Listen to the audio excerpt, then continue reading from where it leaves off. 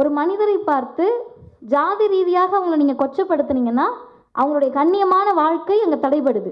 அல்லது நாங்கள்லாம் தமிழர்கள் என்று நம்ப வைப்பதற்கோ ஊரை ஏமாத்துறதுக்கோ நீங்கள் புலம்பெயர் தொழிலாளர்களை கொச்சைப்படுத்தினால் அது ஆர்டிகல் 21 படி தவறு. கண்ணியமான வாழ்க்கையை அது சீர்குலைத்திருக்கிறது அப்படின்றது புரியணும். முதல்ல அவங்க மனுஷங்களாக இருக்கணும். நம்ம ஜோம்பிஸ் கூட சண்டை போட்டுக்கிட்டு இருக்கோம். அது எப்போ என்ன பெறாண்டோன்னே தெரியாத கூட்டத்தோடு நம்ம சண்டை போட்டுட்டு இருக்கோம். அப்போ அவங்களுக்கு நம்ம அதை புரிய வைக்க வேண்டியதில்லை. நீங்கள் உட்காந்து நீங்கள் பேசிகிட்டு இருக்கீங்க, வந்துட்டான் பாரு, அதை பிடிங்கிட்டான், இதை பிடிங்கிட்டான், நம்மளோட பறிச்சுட்டான், அப்படி பண்ணிட்டான், இப்படி பண்ணிட்டான்னு பேசுகிறீங்க. அவங்க தொலைதூரத்திலிருந்து வந்ததில் அவர்கள் பக்கம் இருக்கக்கூடிய வேதனைகளை பதிவு செய்திருக்கிறார். இந்திக்காரன் வந்துட்டான், அதனால நம்ம வளங்கள்லாம் நாசமாக போயிடுச்சு, அவங்க வந்ததுனால இங்கே எல்லாமே குடிமொழிகிருச்சுன்னு பேசக்கூடிய இடத்துல இருக்கோமா? அவங்களெல்லாம் விரட்டி விட்டுறணும், அடிச்சிடணும், துரத்தி விட்டுறணும். நான்லாம் ஆட்சிக்கு வந்தேன்னா வாய்ப்பில்லை, அப்படி கனவு நைட்டு கனவு கண்டு முழிச்சு எழுந்திரிச்சு நான் வந்துட்டேன்னா அப்படின்னு சொல்லி அப்படி வந்தேன்னா லிட்ரலாக ஒருத்தர் பேசுகிறாரு, கஞ்சா கேஸ் போட்டு அவங்களெல்லாம் உள்ளே தள்ளிடுவேன் அப்படின்னு பேசுகிறாரு. இது எவ்வளோ பெரிய ஒரு, நீங்கள் எப்படி ஒரு ஸ்டேஜில் அப்படி பேச முடியுன்றது நமக்கு தெரியல. அவர் பேசுனது எனக்கு ஆச்சரியமே கிடையாது. ஏன்னா இதை விட அசிங்கமாக பேசக்கூடிய நபர் அவர். பேசுனது ஆச்சரியம் இல்லை, கீழே உட்காந்து கை தட்டுறியே, உனக்கு எப்போ 35 வயசாக வருது, எப்போ புத்தி வர்றது, நீ எப்போ கட்சியிலேருந்து கலைகிறது, எப்போ அந்த வாட்ஸ்அப் குரூப்பை விட்டு வெளியே வர்றதுன்ற அச்சம் தான் எனக்கு இருந்துச்சு. கொஞ்சமாவது அந்த நூலினுடைய தாக்கம் நம்ம போகிற இடங்கள்லாம் இதை தானே அதில் எழுதியிருந்தாங்க, இப்படி தானே இந்த சமூகம் இருக்குது, இதை தானே சார் எழுதியிருந்தாருன்னு ஒரு இடத்திலும் நம்முடைய சிந்தனையை தூண்டினால்தான் அது ஒரு நல்ல சிறந்த ஆய்வுக்கான இலக்கணமாக இருக்கும். அப்படி ஆகச்சிறந்த ஆய்வுகளை தொடர்ந்து நடத்தி வரக்கூடிய பெருமதிப்பிற்கும் மரியாதைக்கும் உரிய ஐயா ஜெயரஞ்சன் அவர்களுக்கு அனைவரின் சார்பிலும் நம்முடைய நன்றியை தெரிவிக்க கடமைப்பட்டிருக்கிறோம். அவருக்கு எதுக்காக நன்றி, அதுவும் குறிப்பாக எங்களை போன்ற இளைஞர்கள்னு சொன்னால், ஒரு காலகட்டத்தில் இதெல்லாம் உங்களுக்கான துறை இல்லை அப்படின்னு பார்ப்பனியமும் ஆரியமும் ரொம்ப தெளிவாக நம்ம மூளையில் ஏற்றி வச்சுருந்தாங்க. அவங்களே ஒரு வேளை சரி போனா போ அப்படின்ற இடத்துக்கு வந்தால் கூட இல்லை அவங்க எப்படிங்க திருந்தலாம், அவங்க அங்கேயே தாங்க இருக்கணும்னு சொல்லக்கூடிய நம்ம ஆட்கள் நிறைய பேர் இருக்காங்க. அப்போ டாக்டர் படிக்க முடியாது, இன்ஜினியர் படிக்க முடியாது, சயின்ஸ்லாம் உங்களால் படிக்கவே முடியாதுன்னு சொன்ன மாதிரி பொருளாதாரம் அப்படின்றது அவளுக்கானதாக இருந்துச்சு. மறு வச்சுட்டு உட்காந்து நான் பொருளாதார அறிஞர், நீ பொருளாதார அறிஞர்னு போட்டி போட்டுட்டு இருந்தாங்க. மடார்னு மண்டையில் தட்டி நீங்கள்லாம் பொருளாதார அறிஞர் இல்லை, வீட்டுக்கு கிளம்புன்னு விவாத மேடைகளில் உண்மையான பொருளாதார அறிஞராக வந்து அமர்ந்த ஐயா ஜெயரஞ்சன் அவர்கள், எனக்கு தெரிஞ்சு அவர் உட்கார்ந்ததுலேருந்து மறு வச்சுட்டு யாரும் பொருளாதார அறிஞர்னு வர்றதில்லை. நம்ம இன்றைக்கி போனோம்னா நாளைக்கு உண்மையான பொருளாதார அறிஞர் வந்துடுவாருன்ட்டு வர்றது கிடையாது. மூணாவது முக்கியமான விஷயம், ஒருத்தவங்க ஒரு விஷயத்தை பேசுகிறாங்க அப்படின்னு சொன்னால் அது புரியாமையே பேசுனாதான் ஒரு இன்டலெக்ட் அப்படின்னு நினச்சிக்கிட்டு இருந்த சமூகம் இது. அந்த கவிதை எழுதக்கூடியவங்கெல்லாம் நிறைய பேர் அப்படி நினச்சி தான் எழுதுவாங்க போல். புத்தகங்கள்லாம் பெருசு பெருசாக இருக்கும், நமக்கு ஒன்றும் புரியாது. ஆனால் இன்றைக்கு அப்படிலாம் கிடையாது. சாமானிய மக்களுக்கு புரியக்கூடிய எழுத்தும் பேச்சும் தான் சரியானது என்பதை நிரூபித்த இயக்கம் திராவிடர் இயக்கமும் தந்தை பெரியாரும் தான். ஐயா மக்கள் மொழியில் பேசினார். அந்த மக்கள் மொழியை எப்போதும் அவர் கூடயே வச்சுருக்காரு. உண்மையாகவே இன்னைக்கு காலையில் நான் திருப்பூர்லேருந்து வந்தேன், திரும்ப நான் இப்போ திருச்சி போகணும். நான் உண்மையாக காலையில் வர முடியுமா என்னன்றது அவருக்கு தேதி கேட்டப்பயே யோசித்தேன். ஆனால் நான் அவர்கிட்ட யோசிக்க கூட இல்லை. அவர் சொன்ன உடனே ஐயா நான் எப்படியாவது வந்துடுறேன் அப்படின்னு சொன்னேன். அதற்கு ஒரே காரணம், அவரை பற்றி பேசுவதற்கு இதுவரை மேடை கிடைக்கவில்லை. அவரை பற்றி பேச வேண்டும் என்பதற்காகவே உண்மையாகவே நான் வந்தேன். காரணம் என்னென்னா, நம்ம பெருசாக ஒரு விஷயத்தில் ஸ்ட்ரெஸ்ஸாக இருப்போம். இந்த டிபேட்டுக்கு போயிட்டு வந்துட்டு எதுக்கு இப்படி பேசுனாங்க அப்படின்னு குழப்பத்திலே வருவோம். அவர் ஃபோன் பண்ணி ஒரே வார்த்தை சொல்லுவார், பைத்தியக்காரனுங்கம்மா அப்படிதாம்மா பேசிட்டு அப்படின்வாரு. சரி நம்மக்கிட்ட தான் அப்படி சொல்கிறாருன்னு பார்த்தா, இன்னைக்கு காலையில் நான் வந்துட்டு இருக்கப்போ ஒரு வீடியோ அவரோடது பார்த்தேன். 1 வருடத்திற்கு முன்பு பேசியிருக்காரு. நெறியாளர் பேட்டி கேட்குறாரு. நான் இப்போ பேசுகிறதுக்கும் இந்த புத்தகத்துக்கும் சம்மந்தம் இருக்குது. நெறியாளர் இவர்கிட்ட கேள்வி கேட்குறாரு. வட இந்திய தொழிலாளர்கள்லாம் வந்துன்றாரு. டக்குன்னு எங்கே படிச்சிருக்கீங்க தானே, நெறியாளரை படிச்சிருக்கீங்க தானே, எவனா சொன்னால் நம்புவீங்களா உட்காந்துக்கிட்டு, அதை இந்த கேள்வி கேட்பீங்களா நீங்கள் அப்படின்னு. அவருக்கு அதுக்கடுத்து என்ன கேள்வி கேட்குறதுன்னு தெரில. அப்புறம் இவரே அவர் ஆசுவாசப்படுத்தி சரி கேளுங்க, அடுத்த கேள்வியை கேளுங்க. அடுத்த கேள்வி கேட்க வர்றாரு.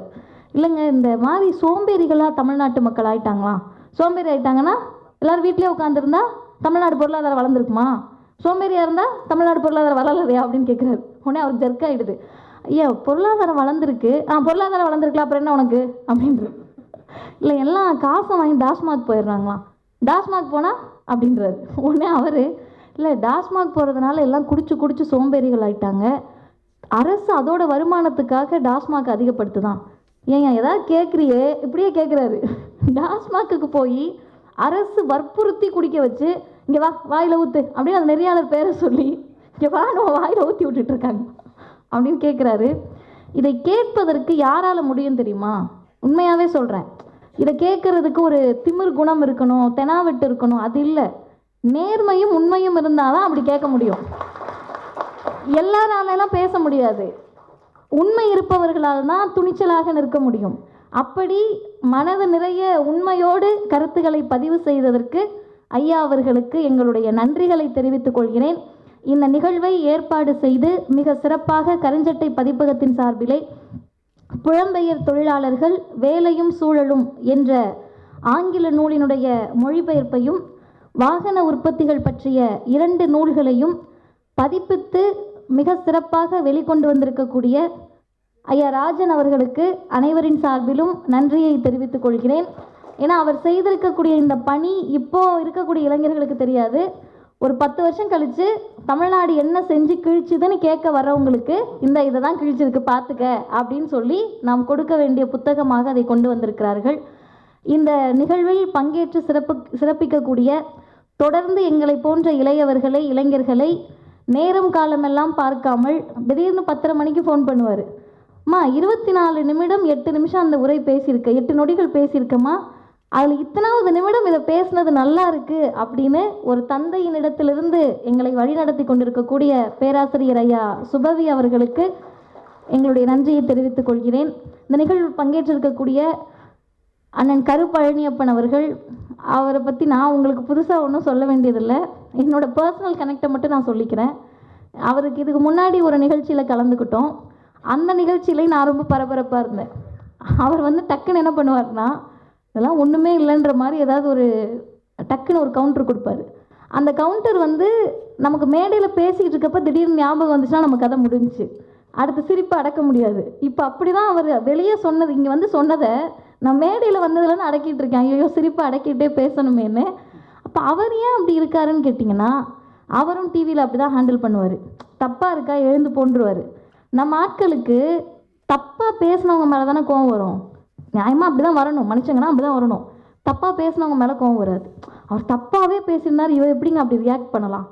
2000 வருஷமாக நீ தானே ரியாக்ட் பண்ணிகிட்டு இருக்க, கொஞ்சம் வருஷம் நாங்கள் ரியாக்ட் பண்ணிட்டு போகிறோம் கிளம்புன்ற மாதிரி எப்போதும் ரியாக்ட் செய்யக்கூடிய அண்ணன் கரு பழனியப்பன் அவர்கள் உள்ளிட்ட மேடையில் அமர்ந்திருக்கக்கூடிய அனைத்து ஆளுமைகளுக்கும் வந்திருக்கக்கூடிய தோழர்களுக்கும் அன்பான வணக்கம்.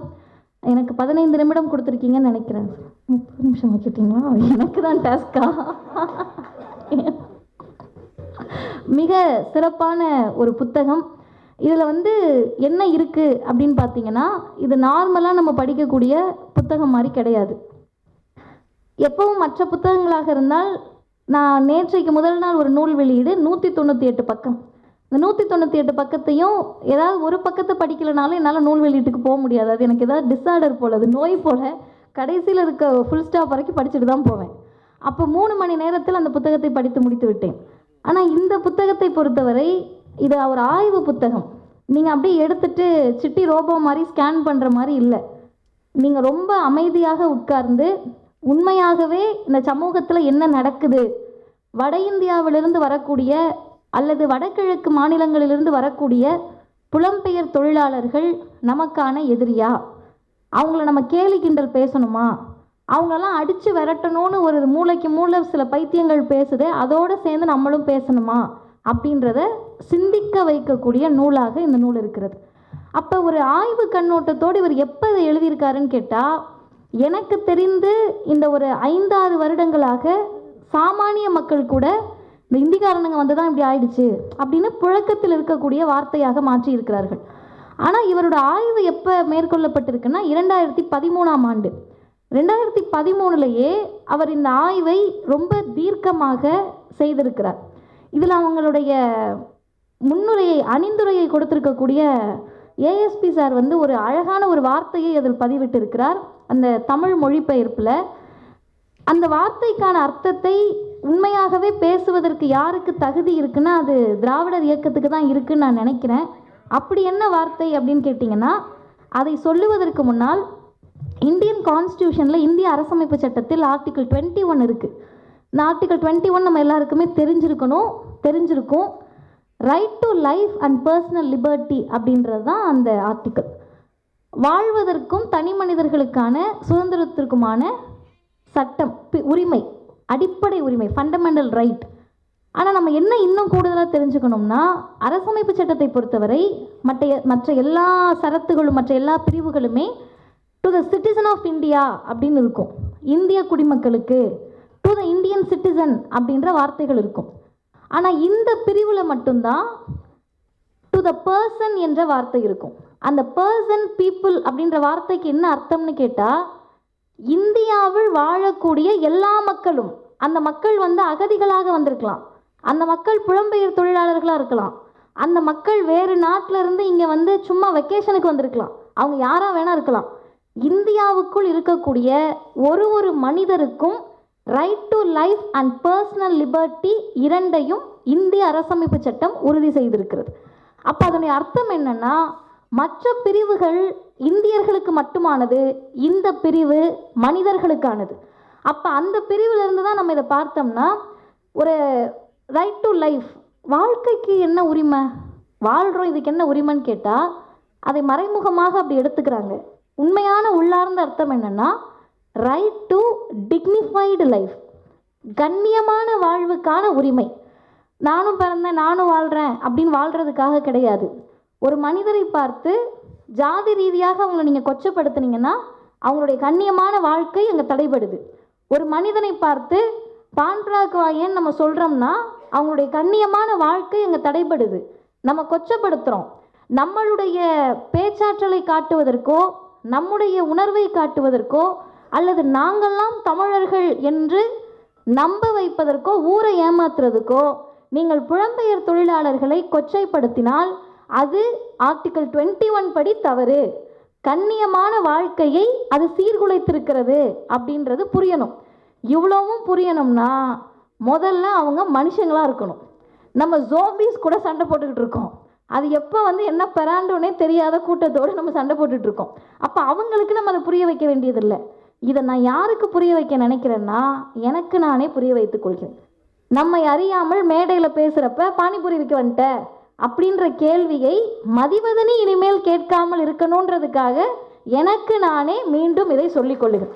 அப்போ இதில் ஏஎஸ்பி சார் எழுதின அந்த அணிந்துரையில் அவர் ரொம்ப தெளிவாக சொல்கிறாரு, கண்ணியமான வாழ்வாதாரத்தை பெற மக்கள் கொடுக்கும் விலையையும், தொலைதூர வேலையின் மகிழ்ச்சியையும் வேதனையையும் உணர்ந்து கொள்ள ஜெயரஞ்சன் உதவியுள்ளார் அப்படின்னு சொல்கிறாரு.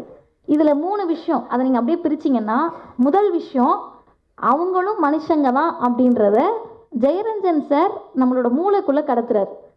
நீங்கள் அந்த புக்கை படிக்கிறதுக்கு முன்னாடி வரைக்கும் உங்கள் பர்செப்ஷன் வேறு மாதிரி இருக்கும். எனக்கும் அப்படி தான் இருந்துச்சு. அதை படித்து முடிக்கிறப்ப இவங்களையே நம்ம இப்படி பேசணுன்ற குற்ற உணர்வுக்கு நம்மை உண்மையாகவே இந்த நூல் ஆட்படுத்துகிறது. 2வது, தொலைதூர வேலை. நீங்கள் உட்காந்து நீங்கள் பேசிகிட்டு இருக்கீங்க, வந்துட்டான் பாரு, அதை பிடிங்கிட்டான், இதை பிடிங்கிட்டான், நம்மளோட பறிச்சுட்டான், அப்படி பண்ணிட்டான், இப்படி பண்ணிட்டான்னு பேசுகிறீங்க. அவங்க தொலைதூரத்திலிருந்து வந்ததில் அவர்கள் பக்கம் இருக்கக்கூடிய வேதனைகளை பதிவு செய்திருக்கிறார். சரி, இதெல்லாம் அவருக்கு எப்படி தோணியிருக்கும்? எல்லாரும் தான் ஆய்வு நடத்துகிறாங்க. புலம்பெயர் தொழிலாளர்களை பற்றி இது முதல் ஆய்வு கிடையாது, இதுவே கடைசி ஆய்வும் கிடையாது. அத்தனை பேர் அதை வந்து புத்தகத்துக்காக, ஒரு தியரிக்காக பண்ணியிருக்காங்க. மதிப்பெண்ணுக்காக பண்ண லா காலேஜ் ஸ்டூடெண்ட்ஸ் எல்லாம் நான் பார்த்துருக்கேன். லேபர் லாக்கு கீழே அதை கொண்டு வந்து பண்ணவங்களெல்லாம் நான் பார்த்துருக்கேன். ஆனால் அவர் அதை என்ன கண்ணோட்டத்தில் பண்ணியிருக்காருன்னா, இந்த புத்தகத்தை படித்து முடித்த உடனேயே முதல் செய்தியாக நான் அதை தான் சொல்ல நினச்சேன். பெரியார்கிட்ட கேட்குறாங்க, அவரே அவருக்கு விளக்கம் கொடுக்குறார். எனக்கென்று தேசப்பற்று கிடையாதுன்றாரு. சொன்ன உடனே இன்றைக்கி சொன்னோம்னா தம்ப்நெயிலில் போட்டுருவாங்க, கீழே வந்து வீடியோவே பார்க்காம கழுவி ஊற்றுவாங்க. எனக்கு தான் தெரியுமே பெரியார் ஆன்டி இண்டியன்னு, அந்த ஆளை பற்றி தெரியாதான்னு கமெண்ட் போடுவாங்க. ஆனால் அவர் அதோடு நிறுத்தலை. அடுத்து சொன்னார், எனக்கென்று ஜாதி பற்று கிடையாது. ராஜன் சார் சொன்னார்ல, எங்கால் அவர்னு, அவர் எங்காலுன்னு சொன்னது அவருக்குள்ளும் கருப்பு தான் இருக்குது, எங்களுக்குள்ளேயும் கருப்பு தான் இருக்குன்ற எங்காலு. அதை வேறு மாதிரி யாரும் புரிஞ்சுக்க கூடாது. எங்களுக்கு ஜாதி பற்று கிடையாதுன்னு ஐயா சொன்னார். மூணாவது சொன்னார், எனக்கென்று மதப்பற்று கிடையாது. தேசப்பற்றும் இல்லை, ஜாதி பற்றும் இல்லை, மதப்பற்றும் இல்லை. மொழிப்பற்று இருக்கா அப்படின்னு கேட்டால் எனக்கு மொழிப்பற்றும் கிடையாது. இப்போ உங்கள்ட்ட என்னதான் இருக்குன்னு கேட்டப்போ ஒரே வார்த்தை சொன்னார், எனக்கு இருப்பதெல்லாம் மனித பற்று ஒன்றுதான், அது எல்லைகளை கடந்தது. அப்படி மனித பற்றோடு எழுதியிருக்கிறார். இதை நான் டிக்ளேர் பண்ணுறேன், கன்ஃபஸ் பண்ணி சொல்கிறேன், உறுதிப்பட சொல்லுகிறேன். அவர் மனித பற்றோடு மட்டும்தான் இந்த ஆய்வை மேற்கொண்டிருக்கிறார். ஏன்னா இன்னைக்கு இது ஒரு ஹாட்டான டாபிக். நீங்கள் நினைக்கிற மாதிரி இப்போ இதை பேசிட்டு இறங்கி போன பிறகு வரக்கூடிய பின்விளைவுகளை பேசக்கூடிய ஒவ்வொருத்தரும் சந்திக்கணும். ஏன் ஒவ்வொருத்தரும் சந்திக்கணும்னா, இன்னைக்கு தமிழ்நாட்டினுடைய டிபேட்டே 2 வகையில் தான் இருக்குது. ஒன்று, வட இந்தியாவிலிருந்து புலம்பெயர் தொழிலாளர்கள் அப்படிலாம் நாகரிகமாலாம் பேசுகிறதுலாம் இல்லை, இந்திக்காரன் வந்துதான் சரியா தப்பா இப்படி ஒரு க்ரௌடு. இன்னொருத்தவங்க இந்திக்காரன் வந்துட்டான்றையே வந்தவங்க தொழிலாளரா அல்லது பணியாவான்னு பாரு அப்படின்னு கேட்கக்கூடிய 2 குரூப். மூணாவதாக ஒரு குரூப் இருக்குது, அவங்க சைலண்ட் ஸ்பெக்டேட்டர்ஸ், என்ன நடந்தாலும் அமைதியாக வேடிக்கை பார்க்கக்கூடியவர்கள். இந்த 3 இடத்தில் நம்ம எந்த இடத்துல இருக்கோன்றது தான் கேள்வி. நம்ம அவங்கள பார்த்து இந்திக்காரன் வந்துட்டான் அதனால நம்ம வளங்கள்லாம் நாசமாக போயிடுச்சு, அவங்க வந்ததுனால இங்கே எல்லாமே குடிமொழிகிருச்சுன்னு பேசக்கூடிய இடத்துல இருக்கோமா? அவங்களெல்லாம் விரட்டி விட்டுறணும், அடிச்சிடணும், துரத்தி விட்டுறணும், நான்லாம் ஆட்சிக்கு வந்தேன்னா வாய்ப்பில்லை, அப்படி கனவு நைட்டு கனவு கண்டு முழிச்சு எழுந்திரிச்சு நான் வந்துட்டேன்னா அப்படின்னு சொல்லி அப்படி வந்தேன்னா லிட்ரலாக ஒருத்தர் பேசுகிறாரு, கஞ்சா கேஸ் போட்டு அவங்களெல்லாம் உள்ளே தள்ளிடுவேன் அப்படின்னு பேசுகிறாரு. இது எவ்வளோ பெரிய ஒரு, நீங்கள் எப்படி ஒரு ஸ்டேஜில் அப்படி பேச முடியுன்றது நமக்கு தெரியல. அவர் பேசுனது எனக்கு ஆச்சரியமே கிடையாது. ஏன்னா இதை விட அசிங்கமாக பேசக்கூடிய நபர் அவர். பேசுனது ஆச்சரியம் இல்லை, கீழே உட்காந்து கை தட்டுறியே, உனக்கு எப்போ 35 வயசாக வருது, எப்போ புத்தி வர்றது, நீ எப்போ கட்சியிலேருந்து கலைகிறது, எப்போ அந்த வாட்ஸ்அப் குரூப்பை விட்டு வெளியே வர்றதுன்ற அச்சம் தான் எனக்கு இருந்துச்சு. அப்போ துரத்தி விட்டுறணும்னு பேசக்கூடிய அந்த நிலையில் இருக்கிறோமா? அல்லது உண்மையாகவே வந்திருக்கக்கூடியவர்கள் தொழிலாளர்கள், அந்த தொழிலாளர்கள் என்ன நிலைமையில் இருக்காங்க, அப்படி இருக்கக்கூடியவர்களால் நமக்கு என்ன ஆபத்துன்றதை ஆய்வுபடுத்துவதில் தவறே கிடையாது. ஆய்வுக்கு உட்படுத்தி இதில் சரி செய்யப்பட வேண்டியது எந்த இடம், தமிழ்நாடு அரசா, ஒன்றிய அரசா, அந்த மக்களா, தமிழ்நாட்டு மக்களா என்ற ஆய்வு 2வது. 3வது, எது நடந்தால் நமக்கு என்ன, சம்பாதிச்சாதான் சோறு அப்படின்ற ஒரு குரூப் இருக்கும்ல, அப்படியே அமைதியாக இருக்க குரூப்பான்னு நம்ம முடிவு பண்ணிக்கணும். இப்போ முதல் விஷயம், இந்த புத்தகத்திலிருந்து சொல்லுகிறேன், வந்திருக்கவங்களெல்லாம் நம்ம என்ன கண்ணோட்டத்தில் யோசிப்போம்? புலம்பெயர் தொழிலாளர்களை பார்த்தால் நம்ம இப்போ ஜென்ரலாக பார்க்குறோம். எப்படி பார்ப்போம்னா, ஃபஸ்ட்டு பிரச்சனை நமக்கு என்ன தெரியுமா? ட்ரெயினில் ரிசர்வேஷன் கோச்சில் கூட ஏற முடியல. அதானே சார், ரிசர்வேஷன் கோச்சில் கூட ஏற முடியல, அவங்க ஏறி உட்காந்துக்கிறாங்க. இது ஒரு பிரச்சனை. வேறு என்னென்ன பிரச்சனை இருக்கும்? அவங்க எல்லா இடத்துலையும் அவங்களா இருக்காங்க, பார்க்குற இடத்துலாம் இந்திக்காரவங்களா இருக்காங்கன்றது பிரச்சனையாக இருக்கும். 3வது பிரச்சனை நமக்கு என்ன நியாயமாக இருக்கணும்னா, பேங்க்கில் போய் ஏதாவது கட்டணும், செக்கை கொடுக்கணும்னா கூட அவன் பேசுறது நமக்கு புரியலையேன்னு பிரச்சனை வரணும். ஆனால் நமக்கு வங்கிகளில் உட்கார்ந்துருக்கக்கூடிய இந்திக்காரர்கள் மீது அவ்வளோ வெறுப்பு வர்றது கிடையாது. பேங்க்கில் உட்காந்துக்கிட்டு திமிர்த்தனமாக உட்காந்துக்கிட்டு அந்த எஸ்பிஐக்கு கூட ஒருத்தவங்க போட்டிருந்தாங்க, ஆஃப்டர் லஞ்சுன்றி எத்தனை மணிக்கு தான் நீ லஞ்சுக்கு போவேன், எந்த நேரம் வந்தாலும் ஆஃப்டர் லஞ்ச் வாண்டுற, 4 மணிக்கு வந்தோம்னா நாளைக்கு வாண்டுற, அப்போ நீ எந்த நேரத்தில் தான் சாப்பிட போகிற, எல்லா நேரமும் ஆஃப்டர் லஞ்சுன்றேன். இப்போ இந்த ஹிந்திக்காரர்கள் மேலே நமக்கு கோபம் வருதா? 2வது, ரயில்வே டிடிஆர் எல்லாருமே ஹிந்திக்காரவங்களாக இருக்காங்க, நம்ம பேசுறது புரிய மாட்டேங்குது, நான் தனியாக வந்திருக்கேன், எனக்கு இடம் கொடுங்க அப்படின்னு கேட்கணும், அதுக்கு கூட முடியல. இப்படி வேறு எங்கெல்லாம் ஹிந்திக்காரவங்க இருக்காங்க? பேங்க்கில் இருக்காங்க, ரயில்வேல இருக்காங்க, வேறு எங்கே இருக்காங்க? ஹோட்டல்ஸ், மத்திய அரசு அலுவலகங்களில் இருக்காங்க, ஹோட்டலில் இருக்காங்க, ஏர்போர்ட்டில் இருக்காங்க, டிக்கெட் கவுண்டர் ஃபுல்லாக அவங்க தான் இருக்காங்க. இப்போது முதல் விஷயம் 2 நான் சொல்லிட்டேன். நான் சொன்ன பிறகு கேட்ட எல்லா கேள்வியிலையும் பாருங்கள், ஹோட்டலில் இருக்காங்க, சர்வராக இருக்காங்க, ரோட்டில் நிற்கிறாங்க, ஏர்போர்ட் வாசலில் விற்கக்கூடியவங்களா இருக்காங்க, மெட்ரோவில் வேலை பார்க்குறவங்களா இருக்காங்க.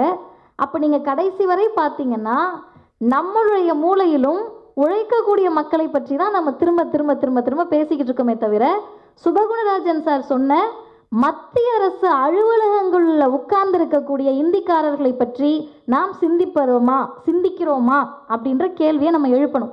இதை இந்த நூல் எழுப்புகிறது. எந்த வகையிலன்னு கேட்டிங்கன்னா 4 வகையில். முதலில் அவர் ஒரு விஷயத்தை என்ன ஆய்வுக்கு உட்படுத்துகிறாருன்னா, வரக்கூடிய புலம்பெயர் தொழிலாளர்கள் எந்த சமூகத்தை சார்ந்தவர்கள், பிசியா, எம்பிசியா, எஸ்சியா, எஸ்டியா அப்படின்னு ஆய்வு மேற்கொள்கிறார்கள். அல்ல பிசி எத்தனை சதவீதம், எம்பிசி, எஸ்சி, எஸ்டி எத்தனை பேருன்றதை அவர் கவுண்ட் கொடுக்குறாரு. அந்த கவுண்ட்டுக்குள்ளே நான் போகல. அதில் முக்கியமான விஷயம் என்னன்னு கேட்டிங்கன்னா, உயர் வகுப்பினர் 1% கீழே தான் இருக்காங்க. அப்போ என்ன அர்த்தம்னா, தந்தை பெரியார் சொன்னார், நீ தொழிலாளியாக இருக்கன்னு சொன்னால் அதற்கு காரணம் நீ சூத்திரனாக இருக்க.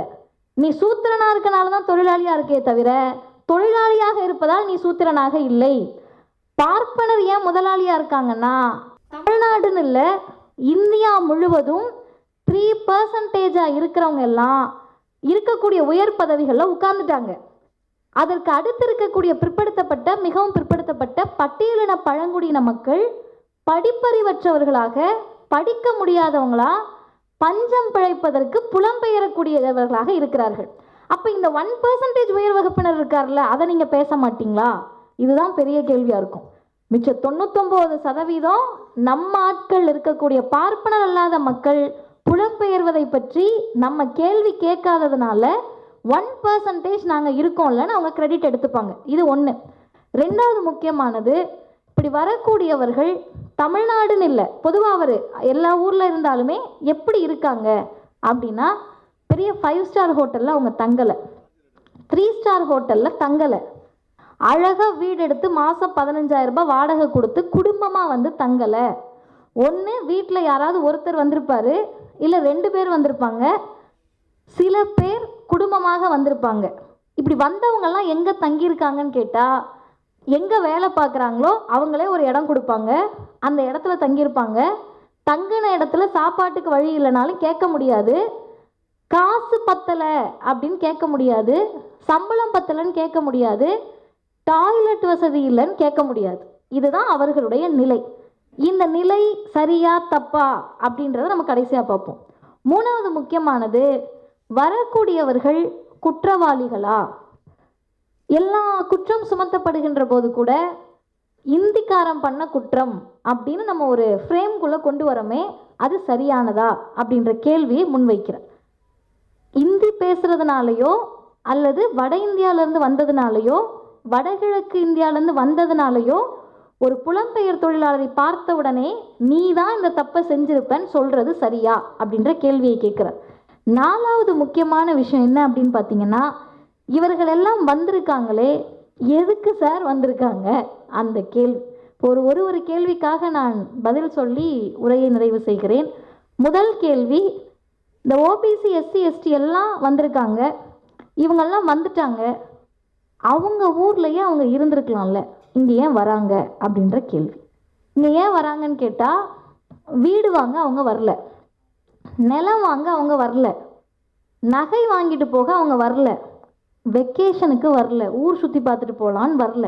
அவங்க வந்தது பஞ்சம் பிழைப்பதற்காக அப்படின்றத நம்ம ரொம்ப புரிஞ்சுக்கணும்னு நான் என்னையும் சேர்த்து நினைக்கிறேன். சரி, பஞ்சம் பிழைக்க வந்துட்டாங்க, இதனால தமிழ்நாட்டில் இருக்கவங்க வேலை வாய்ப்பு போகலையா அப்படின்ற கேள்வி. அதுக்கு சார் ஒரு ஆதாரபூர்வமான ஒரு விளக்கத்தை இந்த நூலில் மட்டுமல்ல தொடர்ந்து அவர் பேசிட்டு வராரு. அவங்க என்னெல்லாம் வேலை பார்க்குறாங்க, கட்டுமான பணிகளில் வேலை பார்க்குறாங்க, சேவைத்துறையில் இருக்காங்க, உற்பத்தி துறையில் இருக்காங்க, இப்போ அக்கா சொன்ன மாதிரி ஹோட்டலில் சர்வர் தட்டெடுக்கிற வேலை பார்க்குறாங்க, கட்டட வேலை பார்க்குறாங்க, இதெல்லாம் தானே பார்க்குறாங்க. இப்போ தமிழ்நாட்டு மக்கள் ஏன் தட்டெடுக்க போல, ஏன் கட்டட வேலைக்கு போல, ஏன் எல்லாம் ஐஏஎஸ் படிக்க போகிறான்னு கேட்க வரீங்களா என்ற கேள்வியை ஜெயரஞ்சன் சார் முன்வைக்கிறார். இந்த கேள்வி இன்னைக்கு வந்த கேள்வி அல்ல, 100 ஆண்டு கால திராவிடர் இயக்கத்தினுடைய கேள்வி. அந்த கேள்வி இன்னும் கொஞ்சம் நீங்கள் ரீஃபைன் பண்ணி பார்த்தீங்கன்னா, நீங்கள்லாம் படிக்க வந்துட்டா யார் மலம் அல்றதுன்னு எப்படி பார்ப்பனர்கள் நம்மளை பார்த்து கேட்டாங்களோ, அதே மாதிரி இன்னைக்கு இருக்கக்கூடியவர்கள் நம்மை பார்த்து கேட்கிறார்கள். தமிழ்நாட்டில் இருக்கிறவங்கெல்லாம் கிளீனிங் வேலைக்கு வரமாட்ற, தட்டை சுத்தம் பண்ண வரமாட்ற, கழுவுறதுக்கு வரமாட்ற, செங்கல் தூக்க வரமாட்ற, நீலாம் வராததுனால தான் அவன் வந்துட்டான். இப்போ நீலாம் வராததுனாலன்னு ஒரு குரூப் கேட்குதுல்ல, அந்த குரூப் கிட்ட தான் நம்ம ரொம்ப கவனமாக இருக்கணும் என்பதை இந்த புத்தகம் பதிவு செய்கிறது. அந்த குரூப் எந்த குரூப்புன்றதை நம்ம முடிவு பண்ணிக்கணும். அதுக்கு அடுத்து முக்கியமானது, சரி நீங்கள் எல்லாம் இந்த வேலைக்கு போகலையா, அப்போ நீங்களாம் என்ன ஆனீங்க, தமிழ்நாடு என்ன தான் ஆச்சு அப்படின்னு கேட்டால், நேற்றைக்கு நான் திருப்பூர் போயிருந்தேன். அதில் எங்களுடைய இயக்கத்தை சார்ந்தவர்கள் அவங்க ஒரு கம்பெனி நடத்திட்டு இருக்காங்க. அவங்கக்கிட்டேயே நான் அந்த புத்தகத்தை படிச்சுட்டு இருக்கப்போ அவங்கக்கிட்ட நான் கேள்வி கேட்டேன், எத்தனை பேர் ஹிந்திக்காரவங்க வேலை பார்க்குறாங்க உங்களோட, ஏன்னா அவங்களுக்கு இந்த வட இந்தியா வடகிழக்கு இந்தியாலாம் தெரியாது, ஹிந்திக்காரவங்க எத்தனை பேர் வேலை பார்க்குறாங்கன்னு கேட்டேன். 2 பேர் தமிழ் ஆட்களை தவிர மற்ற எல்லாருமே ஹிந்திக்காரங்க தான் வேலை பார்க்குறாங்கன்னு சொன்னாங்க.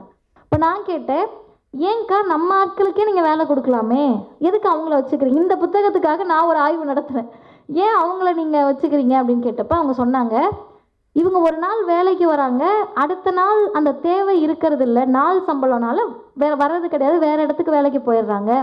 ஆனால் இவங்களுக்கு அப்படி கிடையாது, டெய்லி இந்த சம்பளம் தான் முக்கியம் அப்படின்றதுனால வந்துடுறாங்கன்னாங்க. அப்போ நான் கேட்டேன், சரி இந்த 2 பேர் வேலை பார்க்குறாங்களா தமிழ் ஆட்கள், அவங்க 2 பேரும் படித்தவங்களான்னு கேட்டேன். அவங்க சொன்னாங்க, ஒருத்தவங்க 10வது முடித்தோன்னே கல்யாணம் ஆகிடுச்சு அந்த பொண்ணுக்கு, இப்போ கணவர் இறந்துட்டாரு, அவங்களுக்கே 10 வயசில் ஒரு பையனும் 6 வயசில் ஒரு பொண்ணும் இருக்குது, படிப்பு இல்லை, அதனால இந்த டெய்லரிங்காக நம்ம கடைக்கு வராங்கன்னாங்க. இன்னொருத்தவங்கன்னு கேட்டேன், இன்னொரு பையன் படிக்காத பையன் அப்படின்னாங்க. இப்போ நான் சொன்னேன் அவங்கக்கிட்ட, ஹிந்திக்காரவங்களை வேலைக்கு வச்சுக்கிறதுல உங்களுக்கு ஒரு சிரமம் இருக்கும்ல அப்படின்னு. அதுக்கு அவங்க என்ன சொன்னாங்கன்னா, தமிழ் ஆட்கள் வேலைக்கு வந்தால் நான் அவங்களை வேலைக்கு வச்சுக்க மாட்டேன்னாங்க. இப்போ நான் சொன்னேன், தமிழ் ஆட்கள் வேலைக்கு வந்தான்னா இந்த வேலைக்கு வரணும்னு ஆசைப்படுறீங்களான்னு கேட்டேன். இப்போ அவங்க என்ன சொல்கிறாங்கன்னா, நம்ம எல்லாருடைய மூளையிலும் இது நிச்சயம் இருக்கும், தமிழ் ஆட்கள் இப்போல்லாம் எங்கம்மா வேலைக்கு வராங்க, வீட்டில் படுத்து படுத்து தூங்குறாங்க அப்படின்னு லிட்டரலாக சொன்னாங்க. இதே கேள்வி ஒருத்தவங்க கேட்டாங்க, எல்லாம் சோம்பேறியாக வீட்டில் படுத்து படுத்து தூங்குறாங்களாமேன்னு. இப்போ நேற்று நான் அவங்கக்கிட்ட சொன்னேன், அவங்க வீட்டில் படுத்து தூங்க முடியுதுன்னா காரணம் அவங்க வீட்டில் இருந்த பையன் படிச்சுட்டு வேலைக்கு போயிருப்பார், இத்தனை வருஷம் உழைத்த அப்பா அம்மாவை வீட்டில் உட்கார வச்சு அவர் காசை அனுப்பிட்டு இருப்பார், அதனால இவங்க படுத்து தூங்குறாங்கக்கா அப்படின்னு அவங்களுக்கு புரிகிற மொழியில் சொன்னேன். இப்போ அவங்க சொன்னாங்க, ஆமாம் அந்த பிள்ளைங்கள்லாம் வேலைக்கு போயிடுச்சுனாங்க. அதனால தான் நான் அவங்கக்கிட்ட கேட்டேன், அந்த 2 தமிழ் ஆட்கள் என்ன பண்ணுறாங்கன்னு. இப்போ 2 தமிழ் ஆட்களுக்கு படிக்க வச்சுருந்த நீங்கள் அந்த பொம்பளை பிள்ளைங்கன்னா அதுவும் வேலைக்கு போயிருக்கோம், அந்த இடத்துல ஒரு இந்துக்காரர் தான் இருந்திருப்பார். இந்த இன்னொரு பையனை அவங்க குடும்பம் படிக்க வச்சுருந்தா அந்த பையனும் வேலைக்கு போயிருப்பார், அந்த இடத்துல இந்திக்காரவங்க தான் இருந்திருப்பாங்க. இப்போ யாரை நோக்கி நம்முடைய கேள்வி நகர வேண்டும் என்று சொன்னால், சொந்த மாநில மக்களை படிக்க வைப்பதற்கோ வேலைவாய்ப்பை தருவதற்கோ வக்கற்ற அந்தந்த மாநில அரசுகளை நோக்கி நம்முடைய கேள்விகளை எழுப்ப வேண்டும். ஏன் உங்கள் மாநிலத்தில் இருக்கவங்கள படிக்க வைக்கல? சரி, இப்போ எந்த மாநிலத்தை நோக்கி கேள்வி கேட்குறது? 19 கேட்க முடியுமா? நம்ம அவங்கள மாதிரி இங்கே உட்காந்துக்கிட்டு தமிழ்நாடு அரசே, தமிழ்நாடு செய்யலையா, அது வேறு மாநிலத்தில், அதெல்லாம் இல்லை, எந்த மாநிலத்தில் நடந்தாலும் தமிழ்நாடு தான் அப்படிலாம் கேள்வி கேட்க முடியாது. இப்போ எந்தெந்த மாநிலத்திலிருந்து அதிகமாக புலம்பெயர் தொழிலாளர்கள் வந்திருக்கிறார்கள் என்பதை பதிவு செய்திருக்கிறார். இதில் குறிப்பான ஒரு செய்தி என்னென்னா, சதர்ன் ஸ்டேட்ஸ் தென்னிந்திய மாநிலங்களும் வெஸ்ட்டு இந்த 2 பகுதி சவுத் அண்ட் வெஸ்ட் இந்த 2 பகுதிகளில் தான் டெவலப்மெண்ட் இருக்குது, வளர்ச்சிகள் இருக்குது. வட இந்தியாவிலும் வடகிழக்கு இந்தியாவிலும் வளர்ச்சிகள் இல்லை. உத்தரப்பிரதேசத்திலிருந்து ஆட்கள் இங்கே வராங்கன்னு சொன்னால் உத்தரப்பிரதேசத்தில் வருமானத்திற்கான வாய்ப்பில்லை. ஏன் இல்லை? தொழிற்சாலைகள் குறைவு. தொழிற்சாலைகள் ஏன் குறைவு? அங்கு உங்கள் மக்களை படிக்க வச்சாதான் வேலைவாய்ப்புக்கான தேவை வரும், வேலைவாய்ப்புக்கான தேவை வந்தால் தான் தொழிற்சாலைகள் கட்டணும்னு தோணும், தொழிற்சாலைகள் கட்டினால் அந்த மக்கள் அங்கேயே வேலை பார்த்துருப்பாங்க. ஏன் உத்தரப்பிரதேசத்துக்கு தொழிற்சாலைகள் அதிகமாக வரலைன்றத நம்மளுடைய சித்தாந்த ரீதியாக எதிர்நோக்கினால், எந்த ஊரில் ஜாதி கலவரத்தையும் மத கலவரத்தையும் நிறைய செஞ்சு 24 மணி நேரமும் ராமனை பற்றியே யோசிச்சுக்கிட்டு இருக்காங்களோ அங்கே தொழிற்சாலைகள் வராது, கலவரங்கள் தான் வரும் அப்படின்றத நம்ம புரிய வைக்கணும். இப்போ இந்த ஒரு புத்தகத்தின் மூலமாக எதனால் அங்கு தொழிற்சாலைகள் வரவில்லை என்ற கேள்வியையும் நாம் எழுப்ப வேண்டும். அருமை தோழர்களே, இதெல்லாம் சரி, உத்தரப்பிரதேசம் பீகார் இங்கெல்லாம் இருந்து அதிக பேர் வராங்க, இங்கெல்லாம் இருந்து அதிக பேர் இங்கே வந்துடுறாங்க. அப்போ அந்த மாநிலத்தினுடைய பாப்புலேஷன் ஏதோ ஒரு வகையில் குறைஞ்சு நமக்கு பாப்புலேஷன் பார்ப்பதற்கு அதிகமாகுது. இது யதார்த்தம் தானே? இப்போ பாப்புலேஷன் அதிகமாகிடுச்சுன்னா உங்ககிட்ட நான் கேட்குறேன், எத்தனை புலம்பெயர் தொழிலாளர்கள் தமிழ்நாட்டில் இருப்பாங்கன்னு. நமக்கு என்ன தெரியுமா பதில் தெரியும்? எல்லா பக்கமும் அவனுங்க தான் இருக்கானுங்க, அப்படி தான் பதில் தெரியுமே தவிர பர்சன்டேஜாக தெரியாது, அல்லது எண்ணிக்கையாக தெரியாது. இந்த எண்ணிக்கையை கணக்கிட வேண்டியது யாருடைய பொறுப்பு? ஒன்றிய அரசினுடைய பொறுப்பு. பாப்புலேஷன் டேட்டாவையும் மக்கள் தொகை கணக்கெடுப்பையும் எடுக்க வேண்டிய கடமையும் பொறுப்பும் ஒன்றிய பிஜேபி அரசுக்கு இருக்கு. ஆனால் அவங்க அதை எடுக்கிறதுக்கு தயாராக இல்லை. ஏன் எடுக்கிறதுக்கு தயாராக இல்லைன்னு என்னுடைய புத்திக்கு எட்டியவரை நான் சொல்லுகிறேன். தவறாக இருந்தால் சாரோ மற்றவங்களோ திருத்தலாம். இன்னைக்கு தமிழ்நாடு வந்து ₹1 கொடுத்தா 30 பைசா வருது. 30 பைசா வர்றப்ப உத்தரப்பிரதேசத்துக்கு எவ்வளோ போகுதுன்னா ₹3 போகுது. ஏன்னா அவங்க பாவம், அவங்களுக்கு ஒன்றுமே இல்லைங்க. போஷாக்கு இல்லாத குழந்தைக்கு தானே நிறைய தரணும். சமூக நீதியில் எங்களுக்கு இடஒதுக்கீடு கேட்டால் ஏற்கனவே உண்டு கொழுத்தவங்களுக்கு கொடுக்கணும்.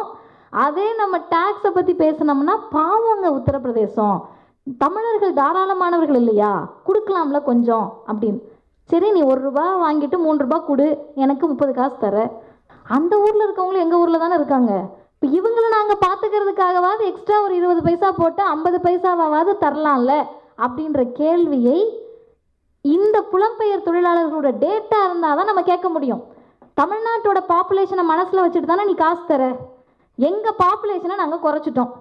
அன்றைக்கே வீட்டில் இருக்கக்கூடிய மக்கள் தொகையெல்லாம் நீங்கள் தமிழ்நாட்டில் மட்டும் இல்லை, இந்தியா முழுவதும் குறைக்கணும்னாங்க. எந்த மாநிலமும் சொல் பேச்சு கேட்கல. அரசு சொல்லுவதற்கு முன்பே தந்தை பெரியார் சொன்னதால் தமிழ்நாட்டில் மக்கள் தொகையை கட்டுக்கோப்பாக வைத்திருக்கிறோம். நீ மக்கள் தொகையை ஏன் கட்டுக்கோப்பாக வச்சிருக்க, அதனால உனக்கு நான் பனிஷ்மெண்ட் தரேன்னு 29 பைசா தராங்க.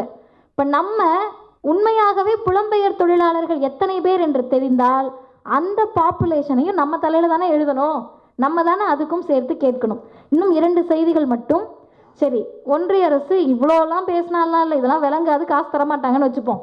அடுத்த கேள்வி, இங்கே வந்துட்டாங்க, வந்த மக்களை அடித்து விரட்ட வேண்டும் என்ற வாதம் சரியானதா? சரி, இந்த மக்களை எல்லாம் அவங்கவுங்க மாநிலத்துக்கு அனுப்பிடுறோம். அனுப்பின பிறகு இங்கே இருக்கக்கூடிய வேலைகளை யார் பார்ப்பதுன்னு ஒரு கேள்வி வரும். இந்த யார் பார்ப்பது அப்படின்ற கேள்விக்கு நம்மக்கிட்ட விடை இருக்கா? நேர்மையாக நியாயமாக இன்றைக்கி அவங்க எல்லாரையும் கோவிட் டைமில் புலம்பெயர் தொழிலாளர்கள் எல்லாத்தையும் நடத்தியே அனுப்பி வைத்த அவலம் ஒன்றிய அரசுக்கு உண்டு. அப்படிலாம் போனவங்க இப்போ திரும்ப வந்துட்டாங்க. அவங்க வர வரைக்கும் பல பணிகள் இங்கே அப்படியே நின்றுச்சு.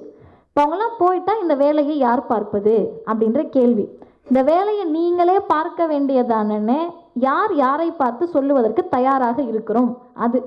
3வது, ஒன்றிய அரசு பணியிடங்களிலும் இங்கே இருக்கக்கூடிய தமிழ்நாடு பப்ளிக் சர்வீஸ் கமிஷன் மூலமாக வரவங்களும் சரி, முன்னாடி என்ன பண்ணார் ஏடிஎம்கே பீரியட்லனா, பேரே தமிழ்நாடு தேர்வாணையம், ஆனால் தமிழ் தெரியாதவங்களும் தேர்வு எழுதிக்கலாம் அப்படின்னு சொல்லி ஒரு தாராளமான ஒரு விஷயத்தை செஞ்சாங்க அதிமுக கவர்மெண்ட்டில். தமிழ் தேசியம் பேசக்கூடிய ஒருத்தர் கூட அதை எதிர்த்து கண்டன குரலோ ஆர்ப்பாட்டமோ போராட்டமோ நடத்தலை. அப்பையும் கேள்வி கேட்டது திராவிடர் இயக்கம் தான். தமிழே தெரியாமல் உட்காந்து எப்படிங்க தமிழ்நாடு பப்ளிக் சர்வீஸ் கமிஷனில் வேலை பார்ப்பாங்கன்னு கேட்டோம். இன்றைய தமிழ்நாடு அரசு என்ன பண்ணியிருக்காங்கன்னா, நீங்கள் தமிழ் தெரிந்திருந்தால்தான் அந்த தேர்வை எழுத முடியும்னு சொல்லியிருக்காங்க. இப்போ இந்த பேங்க்கில் வேலை பார்க்குற, ரயில்வேல வேலை பார்க்குறவங்களெல்லாம் என்ன பண்ணுறது? அவங்களாம் அதிகார வர்க்கம் தானே, அதை என்ன பண்ணுறது அப்படின்ற கேள்விக்கு முன்னாடி நிறைய பேர் இதை சந்திச்சிருப்பீங்க. தமிழ்நாடு கவர்மெண்ட்டை நோக்கி கேள்வி கேட்பாங்க. பேர் State Bank of India, Tamil Nadu அரசுன்னுவாங்க. ரயில்வே, நான் ஒரு தடவை தென்காசிக்கு போனப்போ ஒருத்தவங்க வழக்கமாக 3:30 மணிக்கெலாம் இறங்கி அவங்களோட பிரசங்கத்தை ஆரம்பிச்சிருவாங்க. 3% 3:30க்கு எழுந்து ஆரம்பிச்சிருவாங்க. அது எப்படி இருக்கும்னா, எல்லா அந்த சீட்டில் உட்காந்துருக்க எல்லாருக்கும் கம்பார்ட்மெண்ட்டில் கேட்குற மாதிரி இந்த அவங்க பேர் சொல்லி, இந்த ஸ்டாலின் கவர்மெண்ட்டில் தாங்க இதெல்லாம் நடக்குது. பிடிஆர் என்ன பண்ணார் தெரியுமா, அவருன்னு எல்லாம் பேசுகிறாங்க. எனக்கு முழிச்சு உட்காந்துட்டு என்ன பண்ணுறதுனே தெரில. பேசுகிறதெல்லாம் பொய்யணும் தெரியுது. தனியாக போயிருக்கோம், வாய் கொடுக்க வேண்டாம்னு அமைதியாக உட்காந்துருக்கேன். இறங்குறப்ப அந்த தாத்தா கூன் விழுந்திருக்கு. ஆனால் அவருடைய அந்த பார்ப்பனர்களுக்கே உரிய மொழியில் சொல்கிறாரு, ஜிக்கு ஜிக்குன்னு வண்டியை வந்து பிரேக் போடுறானுங்க, எத்தனை தடவை தான் இந்த முதல்வருக்கு லெட்டர் எழுதுறது அப்படின்னு கேட்டார். கூட அவங்க ஒய்ஃப் உட்காந்துருந்தாங்க. அந்த அம்மா அப்படியே பார்த்துட்டே இருந்தாங்க. உடனே இவர் சொல்கிறாரு, ஒன்றும் கவர்மெண்ட்டே சரியில்லைங்க, லெட்ரு போட்டாலும் பார்க்க மாட்டார் அவர், எப்படி போடுறானுங்க பாரு, வயசானவங்களாம் போகிறோமா வரோமான்னு கேட்டார். உண்மையாகவே அவர் சொன்னதை பார்த்து ஒரு 10 பேர் ஆமாம்ல வயசானவங்கலாம் போகிறாங்க, இந்த ஸ்டாலின் எதுக்கு இப்படி பண்ணுறாரு, ரயில்வேல பிரேக்கு கூட சரி பண்ண மாட்டாரான்னு நினச்சிருப்பாங்க. இப்போ நான் அவர்கிட்ட அவ்வளோ நேரம் நான் எதுவுமே பேசல. இறங்குறப்ப மட்டும் ஐயா ஒரே ஒரு விஷயம்னா என்னன்னாரு, அடுத்த தடவை லெட்டர் எழுதுகிறப்ப மோடிக்கு எழுதுங்க, ஏன்னா இது ஸ்டேட் கவர்மெண்ட்டோடது இல்லை யூனியன் கவர்மெண்ட்டோடதுன்னு சொல்லிட்டு நான் இறங்கிட்டேன். இப்படி இது யூனியன் கவர்மெண்ட்டோடது இல்லைன்னு கூட நாளைக்கு பிரச்சாரம் பண்ணுவாங்க. அப்போ ஒன்றிய அரசு தமிழ்நாட்டில் வட இந்திய முதலாளிகளையோ அல்லது வட இந்தியாவிலிருந்து வரக்கூடியவர்களை அதிகார வர்க்கத்தில் நியமிக்கின்ற போது தமிழ்நாட்டு அப்படின்னா தமிழ்நாட்டுக்கு மட்டும் நம்ம கேட்கல, அது கேரளாவாக இருக்கலாம், ஆந்திராவாக இருக்கலாம், எந்த மாநிலமாக வேணா இருக்கலாம். அந்தந்த மாநில மக்களுக்கென்ற இடஒதுக்கீட்டு முறையை கொண்டு வந்தே ஆக வேண்டும். இத்தனை % அந்தந்த மாநில மக்கள் இருக்கட்டும் அப்படின்றத ஒதுக்குவதற்கு ஒன்றிய அரசு தயாராக இருக்கிறதா? இப்போ இந்த எல்லா கேள்வியையும் மடைமாற்றுவதற்காக தான் ஒன்றிய அரசு ஒதுக்காது. ஏன்னு கேட்டால் ஒன்றிய அரசினுடைய பணியிடங்களில் ஓபிசி எஸ்சி எஸ்டிலாம் இன்னைக்கு நிரம்ப கிடையாது. நம்ம இன்னும் அந்த இடத்துக்கே போல. குரூப் 1 போஸ்டிங் எடுத்து பார்த்தா அதில் 27% இடஒதுக்கீடு இருக்குன்னு சொன்னால் 18% கூட இன்னும் முழுமையாக நம்ம ஓபிசி மக்கள் நிரப்பப்படலை. 22.5% எஸ்சி மக்களுக்கு இருக்கணும்னு சொன்னால் அதில் நம்ம மக்களுக்கு இன்னும் 16% கூட முழுமையாக நிரப்பப்படலை. அப்போ இந்த 3%க்கு எல்லா இடங்களையும் கொடுத்து விட்டு இங்கே அதை திசை மாற்றுவதற்காக புலம்பெயர் தொழிலாளர்கள் வந்துட்டாங்க, இவங்களை அடித்து விரட்டிட்டா சரியாகுன்றாங்க. அடித்து விரட்டுவது தான் தீர்வு என்று சொன்னால், இவர்களை அனுப்பி வைப்பது தான் தீர்வு என்று சொன்னால், தமிழர்கள் பல நாடுகளில் வேலை பார்த்து கொண்டிருக்கிறார்கள். அவர்களை இதே கண்ணோட்டத்தில் அந்த நாடுகள் பார்த்தால் அதை நாம் ஏற்றுக்கொள்ளுவோமா? இவ்வளோ பேசுகிறீங்களே, ஒரே ஒரு செய்தி, தமிழ்நாடு வளர்ந்துருச்சா, தமிழ்நாடு உருப்பிட்டுருச்சான்னு கேட்டால் அதற்கு தான் இன்னொரு புத்தகம்.